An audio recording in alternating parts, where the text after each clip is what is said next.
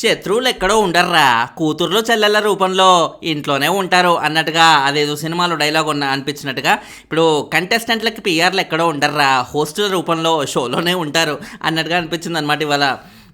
You know episode చూస్తే మనకి ముందుగా చూసుకుంటే ఆ పాయింట్ వచ్చినప్పుడు దీని గురించి డిస్కస్ చేసుకుందాం. స్టెప్ బై స్టెప్ వెళ్ళిపోతే రిగ్రెట్ త్రూ అవుట్ సీజన్లో ఏ వీక్లో నీకు బాగా రిగ్రెట్ అనిపించిందని ప్రతిసారి ఎవ్రీ సీజన్లో ఉండే ఈ టాస్కే మళ్ళీ ఈ సీజన్లో కూడా రిపీట్ చేస్తూ ముందుగా అవినాష్కి ఏంటి విష్ణు రోహిణి ఇష్యూలో వాళ్ళిద్దరు కొట్లాడుకుంటున్నప్పుడు ఏదైతే రిక్షాలో కూర్చున్నారు, రిక్షానా ఆటోనా, అది ఆటో, అందులో కూర్చున్నప్పుడు వాళ్ళిద్దరు కొట్లాడుకుంటుంటే అవినాష్ అది చూసి కూడా పక్కకి వెళ్ళిపోయాడు కదా. సో అప్పుడు నాకేం సంబంధం, నేను దానికి ఏమాత్రం బాధ్యత వహించను, నేను వచ్చి నా గేమ్ ఆడుకోవడానికి, పక్కన వాళ్ళని ఏమన్నా అయితే నేనెందుకు ఇన్వాల్వ్ అవ్వాలన్నట్టుగా ఆ రోజు బాగా ఓ లెవెల్లో మాట్లాడేశారు. బట్ ఇప్పుడు అది తప్పని తెలుసుకొని ఎస్ అది తప్పన్నట్టుగా ఇప్పుడు రిగ్రెట్గా ఫీల్ అవ్వడం అనేది ఇట్స్ ఎ గుడ్ థింగ్. ఎందుకంటే ఒక మెగా చీఫ్గా నా పని ఏంటి అన్నట్టుగా, నా పనికి దానికి సంబంధం లేదన్నట్టుగా అనుకున్నా. బట్ ఒక మెగా చీఫ్ మాత్రమే కాదు, ఒక కంటెస్టెంట్గా కూడా ఇద్దరు కొట్లాడుకుంటుంటే నువ్వు అది చూసినప్పుడు వెళ్ళి ఒక స్టాండ్ తీసుకోవడం ఒక బాధ్యత.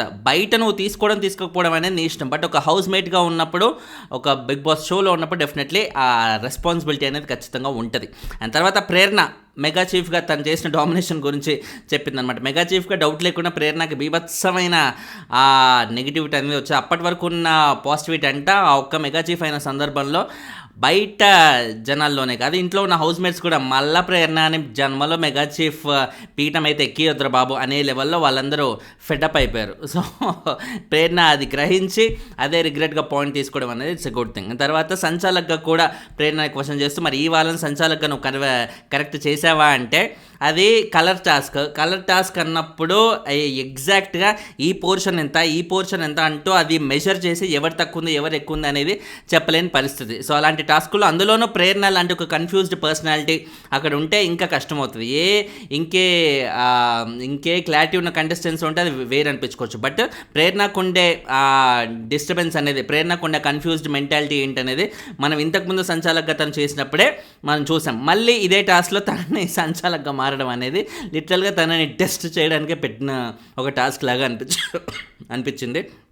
ఫస్ట్ అయితే గౌతమ్ విన్నర్ అని తను అనౌన్స్ చేసినా కూడా నిఖిల్ మళ్ళీ క్వశ్చన్ చేసేసరికి అబ్బా వీళ్ళిద్దరితో నాకెందుకురా బాబు లొల్లి అన్నట్టుగా టై అని అనౌన్స్ చేద్దాం అనుకుంది. బిగ్ బాస్ ఏమో టై లేదేం లేదు ఎగ్జాక్ట్గా చెప్పు నాకు అంటే అప్పుడు ఇంకా సచ్చినట్టు అక్కడ డెసిషన్ అయితే తీసుకోవాల్సి వచ్చింది. బట్ ఇప్పుడు నువ్వు అలా చెప్పినందుకు ఏంటి అక్కడ లాజిక్ ఏంటి, నువ్వేమైనా సేఫ్ ఆడావా అంటే సార్ సేఫ్ కాదు సార్, బేసిక్గా అది ఆ టాస్క్ చాలా చాలా ఇంపార్టెంట్ టాస్క్ కాబట్టి ఇద్దరికి ఇంపార్టెంట్ కాబట్టి బెనిఫిట్ ఆఫ్ డౌట్లో ఉండి నేను అలా చెప్పాను అన్నట్టుగా అయితే అంటుంది. ఎగ్జాక్ట్గా బెనిఫిట్ ఆఫ్ డౌట్ అని ఇదే వర్డ్ ఆ స్టార్టింగ్లో సెకండ్ వీక్లో తను సంచాలకగా చేసిన టాస్క్లో కూడా అన్నది. ఇక్కడ కూడా మళ్ళీ బెనిఫిట్ ఆఫ్ డౌట్. సో ఎవరికి అన్యాయం జరగకూడదు అనే ఆ పాయింట్ అయితే కరెక్టే. బట్ సంచాలకగా ఉన్నప్పుడు ప్రాపర్గా అనలిటికల్గా తీసుకునే డెసిషన్ అనేది నిజంగా ఉండాలి. తద్వారా ఒక డెసిషన్ చెప్పే పవర్ అయితే ఉండాలి. But at the end of the day సంచాలక్ డెసిషన్ ఈజ్ ఫైనల్ అన్నట్టుగా కంటెస్టెంట్స్ కూడా దాన్ని గౌరవిస్తే బాగుండే. బట్ అట్లెందుకు కాదు ఇట్లెందుకు కాదు అన్నట్టుగా వాళ్ళు కూడా ఆర్గ్యూ చేయడం అనేది అదొక పాయింట్. బట్ బిగ్ బాసే వాళ్ళకు కూడా ఆర్గ్యూ చేసే ఆ రైట్ అయితే ఇచ్చారు. ఎందుకంటే వాళ్ళు ఆర్గ్యూ చేసి సంచాలకుని కన్విన్స్ చేసుకోవచ్చు అనే ఒక ఆప్షన్ అయితే ఇచ్చారు కాబట్టి ఆ ఆప్షన్లోనే గొడవలు జరిగే ఛాన్సెస్ అయితే ఉంది. కాబట్టి బిగ్ బాస్ కావాల్సింది కూడా కంటెంట్. బట్ ప్రేరణ అంత గొడవలు ఆమె తీసుకురావడం ఇష్టం లేక టై అని చెప్పి తర్వాత బిగ్ బాస్ వద్దు అంటే మళ్ళీ ఇంకో డెసిషన్ చూపి రచ్చ టోటల్ గజిబిజి చేసేసింది ఆ టాస్క్ని అయితే. అండ్ తర్వాత శారీ చుట్టడం గురించి కూడా మనకి క్లియర్గా చూపించారన్నమాట. ఏదైతే తాడు చుట్టే దాంట్లో ప్రాపర్గా చుట్టాలి అనేది బిగ్ బాస్ మెన్షన్ చేసినా కూడా మన నబీల్ ఏంటి అదొక లూప్ లాగా వెతుక్కున్నాడు. ఇట్లా ఎగ్జాక్ట్గా ఉండాలన్నట్టు లేదు కదా అన్నట్టుగా అదేది లూప్ లాగా వెతుకున్నాడు. బట్ అది లూప్ అనేది కూడా రాంగ్. సరిగ్గా చుట్టడం అంటేనే నీట్గా ఉండడం కదా అనే ఉద్దేశంతో నాగార్జున గారు ఆ చీరతో ప్రేరణకి దాన్ని చుట్టూ ఆ టవర్ చుట్టూ చుట్టి దాని ద్వారా అయితే ఎగ్జాంపుల్ లాగా చూపెట్టారు. అండ్ తర్వాత రోహిణి 10th వీక్ సంబంధించి 10th వీక్లో అంటే అవినాష్ ఎగ్ వేయకుండా ఉండాల్సింది అన్నట్టుగా అయితే అంటుందన్నమాట. నా ఫ్రెండ్ కోసం నేను నిలబడాల్సిందే, ఫ్రెండ్ ఎగ్ అయ్యుండి నేను అట్లా తీసి లోపలేయడం కరెక్ట్ కాదన్నట్టుగా అయితే అంటుందన్నమాట. ఇక్కడ గౌతమ్ని తీసుకురావడం అనేది నాకు కొంచెం అవసరం అంటారా అనే ఫీలింగ్ అయితే వచ్చింది కదా. ఇప్పుడు నాగార్జున గారు ఏమంటున్నారు, ఎవరైనా సరే ఇప్పుడు రోహిణిది కూడా ఇప్పుడు గ్రూప్ గేమ్ కదా గౌతమ్, మరి ఇప్పుడు ఆమె అవినాష్ ఫ్రెండ్ అనే ఆమె ఎగ్ వేయకుండా ఉండాల్సింది అంటుంది అని అంటే, సార్ ఆమె ఫస్ట్ వేయడం అనేది కరెక్టే, బట్ ఇప్పుడు ఇలా మాట్లాడడం అనేది డెఫినెట్లీ రాంగ్ అన్నట్టుగా అయితే గౌతమ్ తను ఏదైతే నమ్మాడో ఫ్రెండ్స్ కొరకు నిలబట్టం కాదు, ఎవరి కాళ్ళు సోలోగానే ఉండాలి అన్నట్టుగా తన లాజిక్ ఏదైతే ఉందో అదే లాజిక్ గౌతమ్ విషయంలో కూడా తను అప్లై చేద్దాం అయితే అనుకున్నాడు. బట్ నాగార్జున గారు ఏమన్నారు, అదే ప్రతి అది గ్రూప్ గేమ్ అవ్వదు గౌతమ్, ఆ సిచ్యువేషన్ని బట్టి మనుషులు రియాక్ట్ అవుతూ ఉంటారు, దాన్ని మనం గ్రూప్ గేమ్ అనకూడదు, don't call it a group game అన్నట్టుగా అంటున్నారు. సార్ గ్రూప్ గేమ్ అనకపోవడం ఏంటి సార్, ఇప్పుడు బయట నుంచి ఎలిమినేట్ అయ్యి వచ్చిన కంటెస్టెంట్స్ అందరూ నామినేట్ చేసిన పాయింట్ కూడా గ్రూప్ గేమ్ అనే కదా.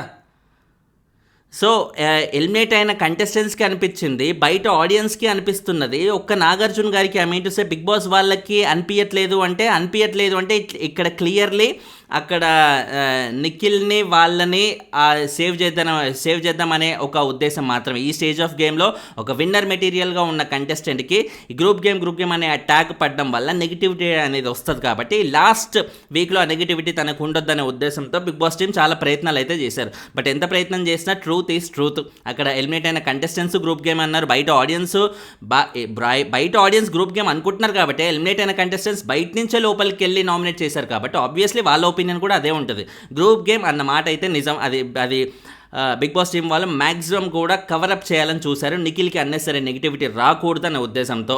అండ్ ఆబ్వియస్లీ వాళ్ళ సీరియల్స్లో చేస్తాడు, బాగా పాపులారిటీ ఉన్న కంటెస్టెంట్స్ కాబట్టి ఈ కైండ్ ఆఫ్ గ్రూప్ గేమ్ ఆడి రేపు ట్రోఫీ గెలిచాడు అంటే అదొక కైండ్ ఆఫ్ నెగిటివిటీ అనేది వస్తుంది. సో బిగ్ బాస్లో జస్ట్ గ్రూప్ గేమ్ ఆడుకుంటూ వెళ్తే ట్రోఫీ గెలిచేయచ్చు అనమాట అనే ఒక రాంగ్ మెసేజ్ అనేది వెళ్తుంది, కాబట్టి అలా రాంగ్ మెసేజ్ పబ్లిక్లోకి వెళ్ళకూడదు అనే ఉద్దేశంతో బిగ్ బాస్ వాళ్ళు చేసిన ప్రయత్నమే ఈ కవరప్ అనమాట.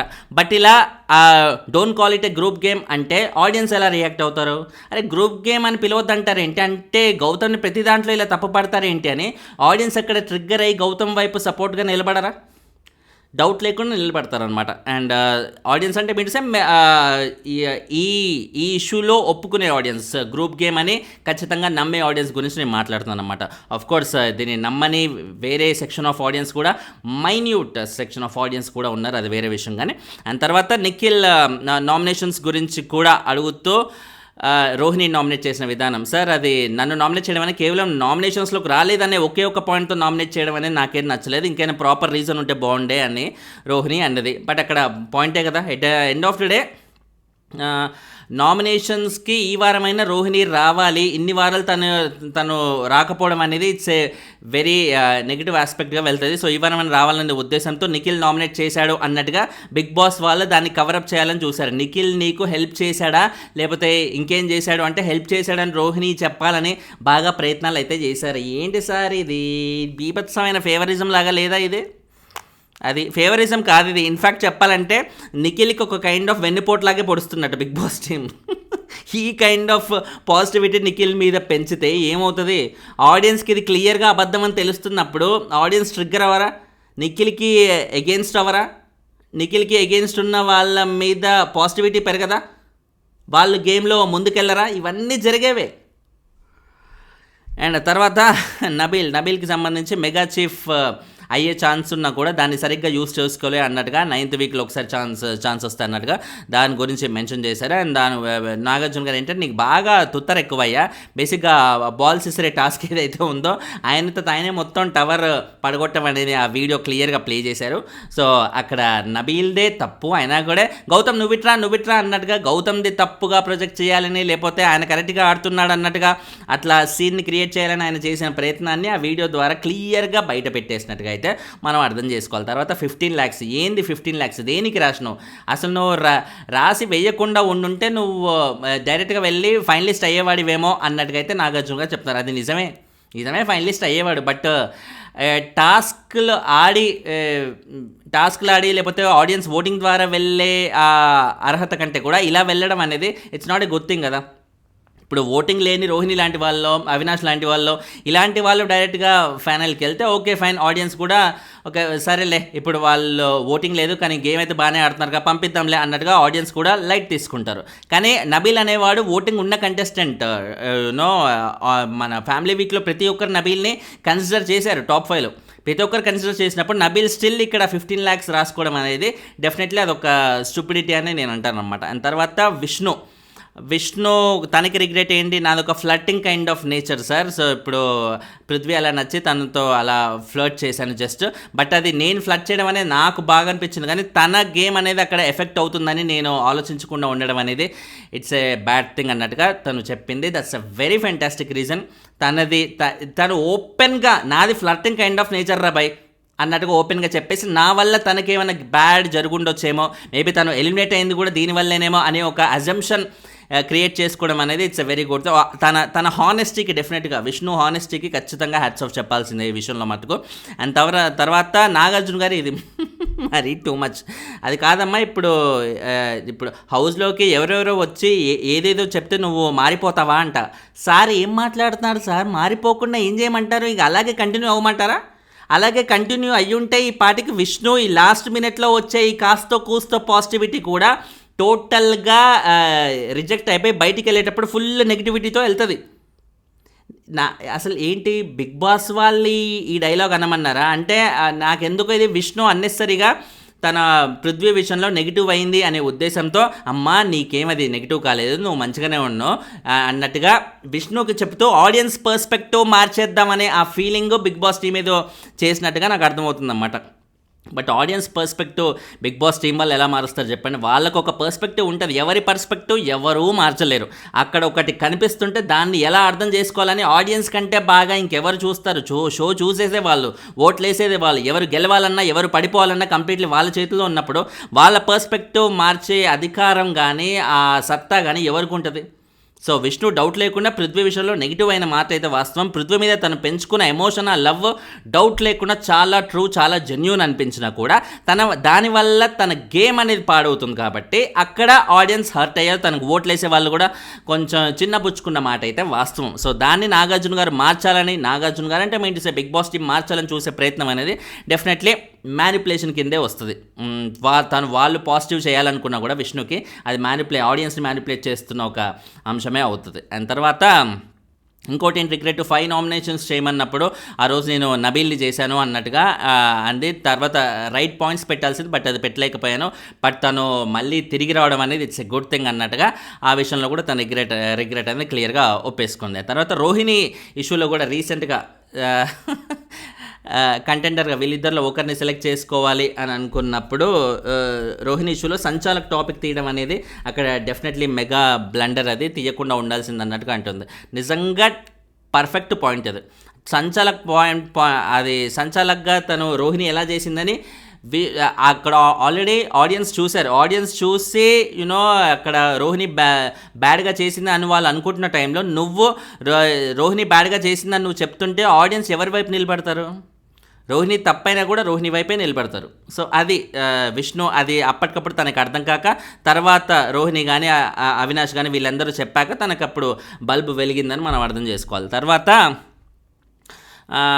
విష్ణు ఏమంటుంది, సార్ బేసిక్గా అప్పుడు నేను ఏంటంటే ఆల్రెడీ నేను రోహిణికి త్యాగం చేసేసాను ఒకసారి, బట్ మళ్ళీ త్యాగం చేస్తే అది కరెక్ట్ కాదు కదా. నా ఆడియన్స్ కూడా నాకు ఇంపార్టెంట్, వాళ్ళు కూడా నేను గెలవాలి, నేను ముందుకు వెళ్ళాలని ఉంటారు కాబట్టి కోరుకుంటారు కాబట్టి వాళ్ళని డౌన్ చేయకూడదు అనే ఉద్దేశంతో నేను ఖచ్చితంగా అక్కడ నిలబడ్డాను, నా కోసం నేను అన్నట్టుగా అన్నది ఫెంటాస్టిక్. ఇది శ్రీముఖి తెచ్చిన ఇంప్రూవ్మెంట్ విష్ణువులో ఇది. అంటే తనకి కంప్లీట్గా శ్రీముఖి ఏం చెప్పింది, ఈ 2 వారాలు చక్కగా ఉండవే బాబు, బయటికి వెళ్ళినాక నీ ఇష్టం వచ్చినట్టు చేసుకో, కానీ 2 వారాలు ఇంట్లో కరెక్ట్గా ఉండు, గేమ్ మీదే కాన్సన్ట్రేట్, గేమ్ తప్ప ఇంకేది ఇంపార్టెంట్ కాదు అని నీకు ఏదైతే నొక్కి ఒక్క నుంచి చెప్పిందో ఆ ఒక్క నుంచి చెప్పిన తన గేమ్ అనేది చేంజ్ చేసిన విధానం అనేది ఫెంటాస్టిక్. ఆ విషయంలో definitely Vishnu deserves an applause. And తర్వాత గౌతమ్కి ఫస్ట్ తను వచ్చిన వారంలో అశ్వత్థామ గురించి తను హర్ట్ అయి సైడ్కి వెళ్ళి కూర్చున్నాడు, బాధపడ్డాడు కాబట్టి ఆ విషయంలో అలా చేయకుండా ఉండాల్సింది, చాలా చిన్న మ్యాటర్ అన్నట్టుగా అనుకున్నాడు. ఆల్రెడీ ఆడియన్స్ మర్చిపోయిన విషయాన్ని మళ్ళీ ఎందుకు తవ్వాడు గౌతమ్ అన్నెసరీ అశ్వత్థామ, ఎందుకంటే తనకి నెగిటివిటీ వచ్చిన ఒక సిచ్యువేషన్ లాస్ట్ సీజన్లో ఆ వర్డ్ వల్ల, ఆ వర్డ్ని పెట్టుకొని తను చేసిన ఆ ఓవర్ యాక్షన్ అనే అనిపించింది అందరికీ. దానివల్ల డెఫినెట్లీ గౌతమ్ ఒక జోకర్ లాగా అయ్యాడు. అలా జోకర్ లాగా అయిన కంటెస్టెంట్ ఈ సీజన్లో వచ్చి టైటిల్ రేస్లో నిలిచే లెవెల్లో గేమ్ ఆడతాడని ఎవరైనా ఎక్స్పెక్ట్ చేస్తారా? But it happened. సో మనం నిజంగా ప్రాపర్గా కాన్సన్ట్రేట్ చేసి ముందుకెళ్తే ఎలాంటి రిజల్ట్స్ వస్తాయని అనడానికి గౌతమే బెస్ట్ ఎగ్జాంపుల్.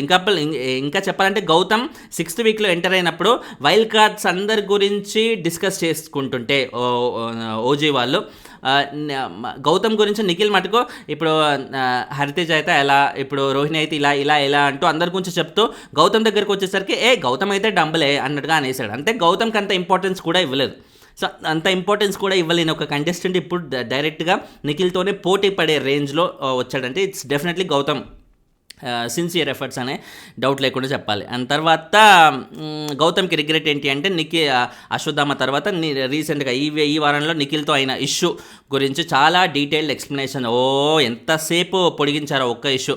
సో దాని గురించి చెప్తే ఏంటంటే, సార్ నేను అక్కడ అది తప్పు చేస్తే సారీ అని చెప్పా అంటే నా వరకు అయితే నేను తప్పు చేస్తే సారీ చెప్పా, నువ్వెందుకు సారీ చెప్పావా అంటే, సార్ నేను అక్కడ నా క్యారెక్టర్ మీద రిమార్క్ వచ్చేలాగా, అంటే నువ్వు ఫ్రెండ్స్ అనుకుంటా తర్వాత ఫ్రెండ్స్తో ఏదన్నా జోక్గా ఫన్గా వచ్చింది, తర్వాత అది మరో విధంగా తీసుకుంటూ పెద్ద ఇష్యూ చేసేస్తావు అన్నట్టుగా నిఖిల్ అనడం అనేది అది నా క్యారెక్టర్ మీద రిమార్క్ లాగా అనిపించి నాకు అది నచ్చలేదు సార్ అన్నట్టుగా తను చెప్తున్నాడు అన్నమాట. అండ్ ఆ వీడియో కూడా ప్లే చేశారు. నిఖిల్ అండ్ గౌతమ్ మధ్య జరిగిన ఇష్యూ వీడియో ప్లే చేసినప్పుడు బాండింగ్ వచ్చి తర్వాత ఫన్ యాంగిల్లో గెలుకుతావు, ఫన్ యాంగిల్లో గెలికినాక వాళ్ళ నుంచి రియాక్షన్ వస్తే నెక్స్ట్ లెవెల్లో రచరచ చేసేస్తావు ఓవరాల్గా అనేది అక్కడ నిఖిల్ అన్నాడు. నిఖిల్ అక్కడ ఇంకోటి ఆడుకున్నవనో ఇంకోటనో ఆ వీడియో అలా అయితే ఎక్కడ అన్నట్టుగా అయితే లేదు. బట్ గౌతమ్ నుంచి వాడుకున్నావు అనేది అయితే క్లియర్గా వచ్చింది. వాడుకుంది యష్మిని నువ్వు అన్నట్టుగా క్లియర్గా అనేసరికి అక్కడ గౌతమ్ సాలిడ్గా దొరికిపోయినట్టు. అది ఏ ఇష్యూలో ఎవరిని వాడుకున్నా ఏంటి, ఏ ఇష్యూ సీతాఫల్ ఇష్యూ, ఎవరిని వాడుకున్నావు ప్రేరణ. ఇక్కడ అంత ఆర్గ్యుమెంట్లో ఏంటంటే నిఖిల్ది ఆ రోజు మనకి ఏమనిపించింది, నిఖిల్ అరే గౌతమ్ అలా చెప్తున్నా కూడా నిఖిల్ ప్రాపర్గా పాయింట్ ఏది చెప్పట్లేగా, ఏ ఇష్యూ అంటే ప్రాపర్గా దాన్ని పాయింట్అవుట్ చేసి ఇక్కడ ఇది అన్నట్టుగా డీటెయిల్డ్గా చెప్పట్లేదు కదా అన్నట్టుగా మనకి అనిపించింది కదా. బట్ నాగార్జున గారు ఏంటంటే ఇప్పుడు ఆ రోజు ఇష్యూలో నిఖిల్ ఎలా రియాక్ట్ అయ్యాడు, ఏ ఇష్యూ బై ఎక్కడ ఇలా ఉండాలంటే నేను చెప్పను, నాకు మూడ్ లేదు అన్నట్టుగా నిఖిల్ అన్నాడు కదా. మూడ్ లేకపోవడం ఏంటి, సో మూడ్ లేకపోవడం ఏంటి, ఆ మూడ్ లేదు అని నిఖిల్ అనడం అనేది ఎవరు ఇవాళ వీడియోలో అది ప్లే చేయలేరు. నాగార్జున గారు దాని గురించి పాయింట్అవుట్ కూడా చేయలేదు, ఏమీ చేయలేదు. ఎందుకంటారు ఇది, ఎందుకు పాయింట్అవుట్ చేయలేదు? అది పాయింట్అవుట్ చేస్తే మూడ్ లేదు అనేది పాయింట్అవుట్ చేస్తే క్లియర్గా అండ్ నువ్వు మూడ్ లేదని చెప్పడం ఏంటి, నీకు నిజంగా క్లారిటీ లేదా, ఏ ఇష్యూలో ఎందుకు అలా అయింది, ఎందుకు డిస్టర్బెన్స్ వచ్చిందని నువ్వు గౌతమ్ అక్కడ పదే అడుగుతుంటే నువ్వు చెప్పడానికి ఏంటి అని నాగార్జున గారు క్లియర్గా క్వశ్చన్ చేయాల్సింది కదా, ఎందుకు చేయలేదు? అండ్ తర్వాత వాడుకోవడం అనే దానికి నేను ఆల్రెడీ సారీ చెప్పాను సార్ అంటే, సార్ గౌతమ్ సారీ చెప్పడం అనేది ఇక్కడ పాయింట్ కాదు కదా గౌతమ్ అన్నట్టుకైతే అంటున్నాను అనమాట. సారీ చెప్పడం పాయింట్ కాదంటే మరి ఇంకేం చెప్పాలి సార్, ఇంకేం చెప్పాలి నాకు అర్థం కాదు. అడుగుతా సారీ చెప్పడం పాయింట్ కాదు, నువ్వు అది నిజంగా ఫీల్ అయ్యి చెప్పాలి అన్నట్టుగా అయితే చెప్తున్నారన్నమాట. ఎలా గౌతమ్ ఎలా చెప్పాడు, నీకు అది డిస్రెస్పెక్ట్ఫుల్ అనిపిస్తే నేను సారీ అన్నట్టుగా చెప్పాడు కదా. సో ఆయనకి డిస్రెస్పెక్ట్ఫుల్ అనిపించడం ఏంది, బేసిక్గానే అది డిస్రెస్పెక్ట్ఫుల్ కదా, నువ్వు అది నిజంగా సారీ ఫీల్ అయ్యి చెప్పాలి. ఆయన కోసం ఏదో హర్ట్ అయిందో అన్నట్టుగా ఆయన కోసం చెప్పడం కాదు అన్నట్టుగా అయితే నాగార్జున గారు అక్కడ పాయింట్అవుట్ చేశారు స్పెసిఫిక్గా. అండ్ తర్వాత మూసుకొని నొక్కు అని కూడా నిఖిల్ అన్నాడు సార్ నన్ను అంటే, సార్ ఇప్పుడు గౌతమ్ ఇప్పుడు మనం ఒకటి అనేసి అవతలో లేదు రియాక్ట్ అయినందుకు దాన్ని మనం పాయింట్అవుట్ చేస్తే ఎట్టా, అవతలో లేదు అట్లా పాయింట్అవుట్ చేయకూడదు కదా అన్నట్టుకైతే అంటున్నాను అనమాట. అవతలో లేదు పాయింట్అవుట్ చేయకపోవడం ఏంటి అంటే, ఇప్పుడు నేను ఒకరిని స్ట్రైట్గా వెళ్ళి ఒక బూత్ నేను తిట్టా ఓకే, నేను సారీ కూడా చెప్పా, అవుట్లోడ్ కూడా తిట్టాడు కదా, మరి అవుట్లోడ్ సారీ కానీ ఇంకోటి కానీ ఏమీ చెప్పలేదు కదా అంటే ఆ పాయింట్ ఆఫ్ వ్యూ వరకు అఫ్కోర్స్ నిఖిల్ తర్వాత సారీ చెప్పాడు, అది వేరే విషయం. కానీ ఆ పాయింట్ ఆఫ్ వ్యూలో అయితే నేనంట ఏం చేసుకుంటావు చేసుకొని అన్నాడు కదా, మరి ఈ లెక్క ప్రకారంగా నిఖిల్ది కూడా తప్పే కదా అని గౌతమ్ చెప్తుంటే నాగార్జున గారు ఎందుకు కన్సిడర్ చేయట్లేరు దాన్ని? మనం ఒక చేసి అవతలోళ్ళది అలా చేయకూడదు, అవతలోళ్ళని అంటే ఎట్టా అంటే what kind of support is this? అది క్లియర్గా నిఖిల్కి చేస్తున్న ఓపెన్ సపోర్ట్ కాకపోతే ఇంకేంటి? నేను షాక్ అసలు ఈ కైండ్ ఆఫ్ పాయింట్స్ నాగార్జున గారు అంటుంటా. మీన్సే బిగ్ బాస్ టీమ్ నాగార్జున గారితో చెప్పిస్తుంటే ఓమ్ గాడ్. అండ్ తర్వాత కూసోబే అని కూడా అన్నాడు సార్ అంటుంటే, ఇప్పుడు దీనికి కూడా మళ్ళీ ఎగ్జాంపుల్ కూసోబే అనేది కూడా అక్కడ కూడా మళ్ళీ నాకు ఒక ఇప్పుడు ఇప్పుడు మీ అమ్మగారు టీచర్ అమ్మా టీచరు ఇప్పుడు నువ్వు ఒక తప్పు చేసావని నీకు చెప్తుంటే సార్ ఒక 3-4 డేస్ బ్యాక్ ఆ అబ్బాయి కూడా అలాగే చేశాడు అని నువ్వు అంటుంటే అది కరెక్ట్ కాదు కదా గౌతమ్. సో మీ అమ్మగారిని అడుగు, ఇది రాంగ్ అన్నట్టుగైతే అంటున్నారన్నమాట. సార్ వాట్ ఈస్ దిస్, ఈ ఎగ్జాంపుల్ ఏంటి సార్? ఏదో 4 గోడల మధ్య కూర్చొని మేము రివ్యూస్ చెప్పుకుంటే ఎలాంటి ఎగ్జాంపుల్స్ అయితే చెప్తామో మీ స్టేచర్కి మీరు ఇలాంటి ఎగ్జాంపుల్స్ చెప్పడం గాడ్ నాకు చాలా సారీ టు సే చాలా సిల్లీగానే అనిపించిందని చెప్పాలి. అండ్ తర్వాత చూసుకుంటే ఇప్పుడు ఇప్పుడేంటి స్కూల్ స్టూడెంట్ లాగా నువ్వు ఒక తప్పు చేసి ఒక 3-4 డేస్ తర్వాత అదే తప్పు వాడు కూడా చేశాడని నువ్వు చెప్పడం ఏంటి, అది రాంగ్ కదా అంట. మరి ఏంటి ఇప్పుడు మనం ఒక తప్పు చేశాక అవతల ఏం చేసినా కూడా వాడు నన్ను పొడి చేసినా కూడా ఏం చేసినా కూడా సైలెంట్గా ఉండాలన్నట్ట? What kind of open support is? ఓపెన్గా సపోర్ట్ చేస్తున్నారు. దేర్ ఇస్ నో మిర్రర్స్ కానీ ఇంకోటి కానీ ఏమీ లేవు. ఓపెన్గా నాకు నిఖిల్ అంటే ఇష్టం రా బాయ్, నిఖిలే నా జాను అన్నట్టుగా నాగార్జున గారు చెప్పక్కనే ఆయన మాటల్లో చెప్పేస్తున్నారు. ఓ గాడ్. అండ్ తర్వాత నాకు బాగా నచ్చింది ఏంటంటే ఇవాళ నిఖిల్లో బాగా నచ్చింది ఏంటంటే ఇలా డౌట్ లేకుండా గౌతమ్తో నాగార్జున గారు మాట్లాడేటప్పుడు కాన్వర్జేషన్ ఓకే గౌతమ్తో నాగార్జున గారు మాట్లాడేటప్పుడు కాన్వర్జేషన్ కంప్లీట్గా గౌతమ్కి వన్ సైడెడ్గా యాంటీ వెళ్ళిపోతుంది. గౌతమ్కి వన్ సైడెడ్గా యాంటీ వెళ్ళిపోతుందంటే అక్కడ పాయింట్ ఏంటి, నిఖిల్కి పాజిటివ్గా వెళ్తుందనే కదా. పాజిటివ్గా వెళ్తున్నప్పుడు నిఖిల్ డౌట్ లేకుండా క్లియర్గా సైలెంట్ ఉన్నాడు అనుకోండి, ఎంత సేఫ్గా ఉండేవాడు అతను. కానీ తను సైలెంట్గా ఉండకుండా తను ఏమన్నాడు, సార్ బేసిక్గా మూసుకొని నొక్కు అని నేను కూడా అనకుండా ఉండాల్సిందే, ఆ విషయంలో అయితే నేను సారీ అన్నట్టుగా వెళ్ళి ఇప్పుడు ఫస్ట్ గౌతమ్ సారీ చెప్పినప్పుడు తను వెళ్ళి ఇట్స్ ఓకే అన్నట్టుగా అనడం, మళ్ళీ వెళ్ళి హగ్ చేసుకోవడం అనేది it's a good thing. Very very friendly వేలో తను హగ్ చేసుకొని ఇట్స్ ఓకే అన్నట్టుగా అపాలజీ కూడా రిసీవ్ చేసుకోవడం అనేది ఇట్స్ ఎ గుడ్ థింగ్. మళ్ళీ నిఖిల్ తన టర్న్ వచ్చినప్పుడు మూసుకొని నొక్కు అని నేను కూడా అనకుండా ఉండాల్సింది సార్ అన్నట్టుగా తన వైపు కూడా తన తప్పు బయటికి తీసి సారీ చెప్పడం అనేది it's a very very bright thing. ఆ విషయంలో డౌట్ లేకుండా నిఖిల్ అయితే నాకు నచ్చాడు. దాని తర్వాత పెయింట్ టాస్క్లో కూడా బే అనేది అనడం కూడా రాంగ్ అన్నట్టుగా. అండ్ ఆ టైంలో బేసిక్గా కోపంలోనే వచ్చేసింది, మరి వేరే ఇంటెన్షన్ లాగా అయితే కాదు అన్నట్టుగా అక్కడ కూడా మళ్ళీ సారీ అయితే క్లియర్గా మెన్షన్ చేశారు. అండ్ కావాలని కొట్టలేదు, ఏదైతే గౌతమ్ వచ్చి చెంప తగిలిందో నిఖిల్కి అది కావాలని గౌతమ్ కొట్టలేదు అన్నట్టుగా అది అర్థమవుతున్నా కూడా ఆ పాయింట్లో ఇప్పుడు తను నాకంటే పొట్టిగా ఉన్నాడు కాబట్టి తను ఇట్లా కొట్టాలనుకుంటే ఇప్పుడు షర్ట్ మీద పొయ్యాలి కాబట్టి షర్ట్ మీద పడాలి, కానీ నా షర్ట్ కంటే ఎంతో ఎట్లా నా ఫేస్ వరకు వచ్చిందంటే అది మేబీ అలా కొట్టాడేమో అని నేను అనుకున్నా సార్. బట్ తనైతే కావాలని కొట్టలేదు అన్నట్టుగా నిఖిల్ కూడా అక్కడికక్కడ ఒప్పేసుకున్నాడు. అండ్ ఈ ఈ ఓవరాల్ కాన్వర్జేషన్లో అయితే గౌతమ్ అలా టార్గెట్ అవుతూ ఉంటే డౌట్ లేకుండా నిఖిల్కి అది బాగా ప్లస్ అవుతుంది. కానీ నిఖిల్కి సైలెంట్గా అంటే తనేమనుకున్నాడు, బయట యాంగిల్ ఆలోచించాడో ఏంటో మరి. అంటే గౌతమ్ని ఈ రేంజ్లో అదే పనిగా నాగార్జున గారు టార్గెట్ చేస్తుంటే గౌతమ్కి ఇది పాజిటివ్గా మారిపోద్దురా, పాజిటివ్గా మారిపోద్దెట్టా. ఇప్పుడు నాది కూడా తప్పు ఏదో ఒకటి ఉండాలి, ఇలా నా తప్పు కూడా నేను ఒప్పేసుకోవాలి, నా తప్పు కూడా ఒప్పేసుకుంటే అప్పుడు నాగార్జున గారు నన్ను కూడా 4 తిట్లు తిడతారు, అప్పుడు నాకు కూడా మంచిగా పాజిటివిటీ అనేది వస్తుంది, ఆడియన్స్ నన్ను ఓట్లు వేస్తారు అన్నట్టుగా ఆ యాంగిల్లో అంత బ్రాడర్ పర్స్పెక్టివ్లో ఆలోచించుంటే మాత్రం డౌట్ లేకుండా Nikhil is a fantastic gamer. అలా కాకుండా తను గౌతమ్ విషయంలో నాది కూడా తప్పు ఉందే అని తను హానెస్ట్గా ఒప్పుకొని ఉంటే మాత్రం అక్కడ తన హానెస్టీకి హ్యాట్స్ ఆఫ్ చెప్పాలి. ఏ యాంగిల్లో కూడా నిఖిల్కి ఇది దానికి పాజిటివిటీ పెంచే అవకాశమే ఉన్నట్టుగా క్లియర్గా తెలుస్తుంది. బట్ డౌట్ లేకుండా గౌతమ్కి ఈ రేంజ్లో నాగార్జున గారు అక్షింతలు వేశారు కాబట్టి పాజిటివిటీ అనేది నెక్స్ట్ లెవెల్లో వచ్చే అవకాశం ఉంది. గౌతమ్కి నాకు సార్ పిఆర్గా మారినని నేను టైటిల్లో ఎందుకు పెట్టానంటే ఇందుకే అనమాట. ఈ లెవెల్లో ఆడియన్స్ని ట్రిగ్గర్ చేసే విధంగా నాకు సార్ అదే పనిగా గౌతమ్ మీద పడ్డారు కాబట్టి ఆడియన్స్ డౌట్ లేకుండా గౌతమ్కి ఓట్లు వేస్తారు. సో ఒక రకంగా నాగార్జున గారు చేసింది గౌతమ్కి ప్రమోషన్ ఎవరు చేస్తారు, పిఆర్లే చేస్తారు కాబట్టి నాగార్జున గారిని నేను పిఆర్ అన్నట్టుగా నేను తమిళలో పెట్టాను అనమాట. అండ్ తర్వాత చూస్తుంటే రోహిణి ఇది ప్రాపర్ పాయింట్గా తీసింది. తను ఏంటంటే ఫీల్ అయితే సారీ అన్నట్టుగా మొన్న గౌతమ్ ఎలాగైతే చెప్పాడు నిఖిల్కి, మొన్న రీసెంట్ జరిగిన నామినేషన్స్ టైంలో గౌతమ్ ఎలాగైతే చెప్పాడో రీసెంట్గా మొన్న జరిగిన గొడవలో కూడా నిఖిల్ కూడా సేమ్ అదే విధంగా ఫీల్ అయితే సారీ అన్నాడు. సో బేసిక్గా ఆ ఇష్యూని అవతల వాళ్ళు ఫీల్ అయితే సారీ ఏమో అన్నట్టుగా వీళ్ళు చెప్పారు తప్ప వీళ్ళకి అది నిజంగా అది తప్పు అని వీళ్ళకి అనిపించి చెప్పలేదు అన్నట్టుగా రోహిణి చెప్పేసింది. అది ఇది కూడా బట్ అది కరెక్టే. కానీ పాయింట్ ఏంటంటే కొన్నిసార్లు మనం మాట్లాడే విధానం ఎలా ఉంటుంది, ఎవరిదైనా బీభత్సంగా ఆర్గ్యుమెంట్ అయిందనుకోండి, ఆర్గ్యుమెంట్ అంటే సరే ఓకేరా నువ్వు ఫీల్ అయినావు కదా సారీ, నువ్వు ఫీల్ అయితే సారీ అన్నట్టుగా నార్మల్గా వచ్చేస్తుంది. మన ఇంటెన్షనల్ మన కంటెక్స్లో మనకు అది తప్పు కాదు అని మన మనసుకి అనిపించకుండా మనం సారీ చెప్పడం కాదు, అది నార్మల్గా వచ్చే వర్డ్ ఇది.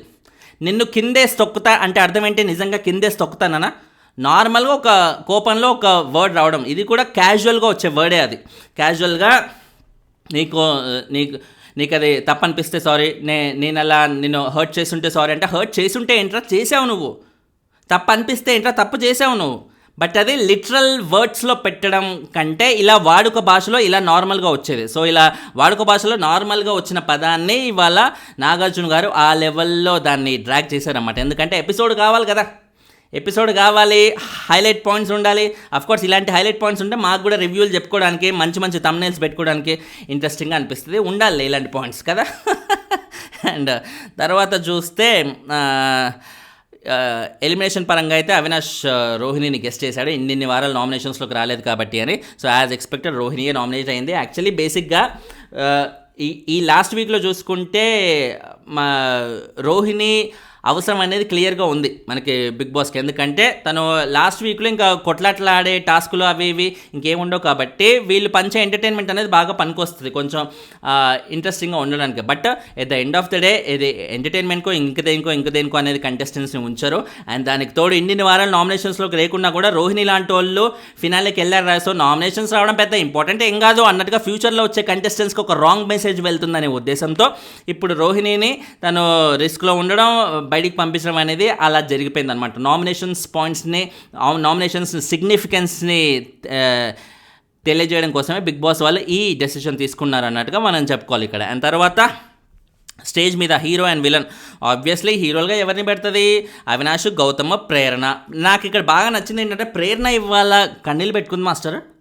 మామూలుగా రోహిణి వెళ్తుంటే ఎవరి కన్నీళ్ళు పెట్టుకుంటారు అనుకుంటాం, అవినాష్ ఏమన్నా ఏడ్చే ఛాన్స్ ఉందేమో అన్నట్టుగా మనం అనుకుంటాం, ఎందుకంటే వాళ్ళిద్దరి మధ్య బాండింగ్ అనేది ఉంది కాబట్టి.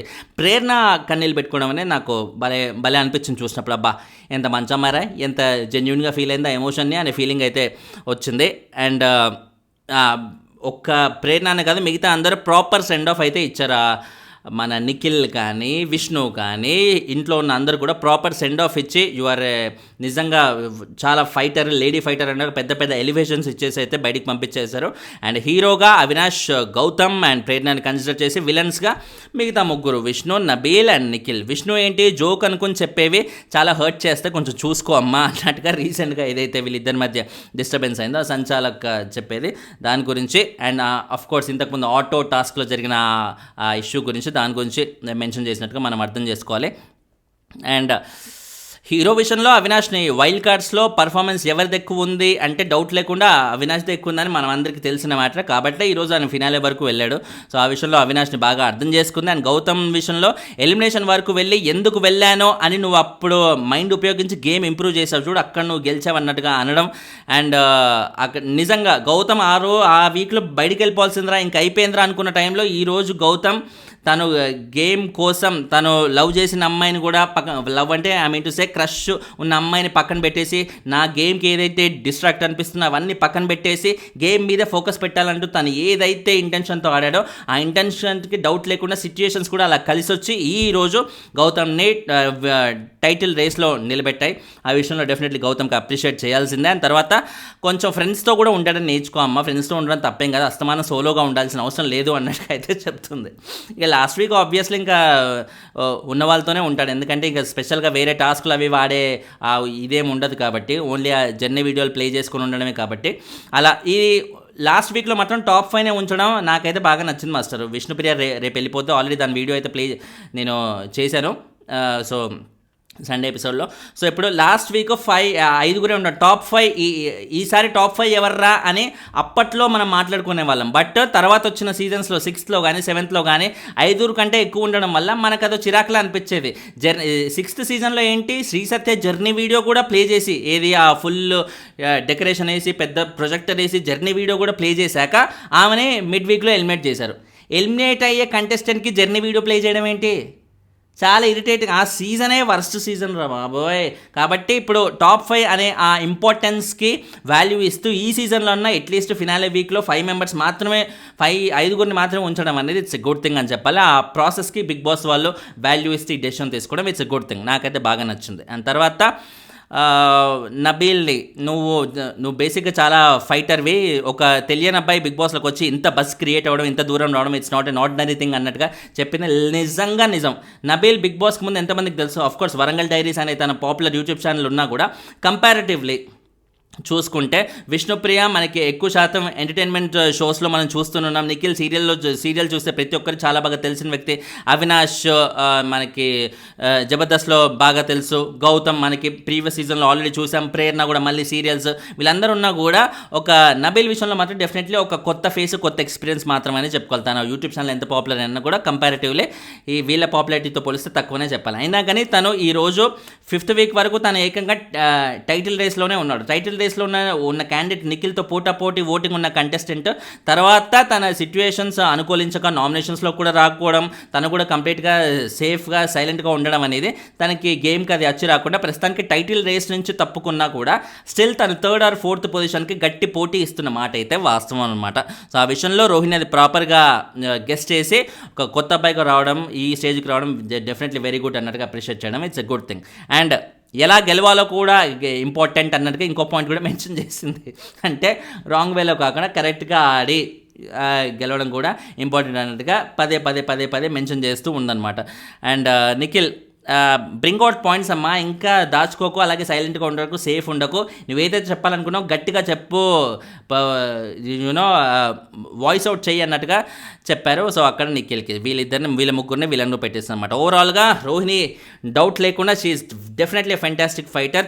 ఒక కమెడియన్ అనే ఆ ఇమేజ్ ప్లస్ వైల్డ్ కార్డ్ రావడం, ఈ రెండు తనకి డిసడ్వాంటేజెస్ ఉన్నాయి. లేకపోతే తను ఆడిన గేమ్కి తను చూపెట్టిన డెడికేషన్కి డౌట్ లేకుండా టాప్ 5లో ఒక వెరీ కంఫర్టబుల్ పొజిషన్ ఖచ్చితంగా అర్హురాలని చెప్పాలన్నమాట. సో అది at end of the day అది కుదరలేదు. మేబీ వైల్డ్ కార్డ్గా రాకపోయి ఉంటే ఈమెకి కొంచెం బెటర్గా ఆపర్చునిటీ ఉండేదేమో. ఎందుకంటే వైల్డ్ కార్డ్గా రాకుంటే ఫస్ట్ వీక్ నుంచి ఉంటుంది కాబట్టి ఇన్ని వారాలు నామినేషన్స్లోకి రాకుండా ఉండే అవకాశం అయితే ఉండదు కదా. ఖచ్చితంగా సిచ్యువేషన్స్ వస్తాయి, గొడవలు వస్తాయి, నామినేషన్ చేస్తారు. తద్వారా ఎక్కువ శాతం నామినేషన్స్లో ఉంటే రోహిణి ఈరోజు ఫినాలేలో ఉండేదేమో. But whatever it is అది జరగలేదు. ఓవరాల్గా థ్యాంక్స్ లాట్ ఫర్ వాచింగ్. ఛానల్ని సబ్స్క్రైబ్ చేసుకోండి. లైకులు కొడతా ఉంటే ఎక్కువ మందికి వీడియోలు కనబడతాయి మాస్టర్. దయచేసి లైకులు మిస్ చేయకండి. బాయ్.